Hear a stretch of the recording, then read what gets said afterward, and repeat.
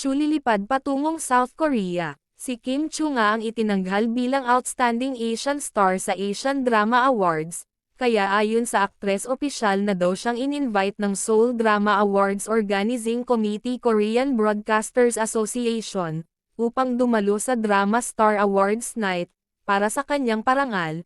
Ayon nga daw sa opisyal na naging resulta ng bilangan ay makikita diyang anong nangunguna sina Kim at Paulo ngunit si Kim lang ang pinalad. Samantala nagdiwang naman ang mga Kim Pao fans dahil sa pagkapanalo ni Kim Chu sa Asian Drama Awards in Seoul, South Korea.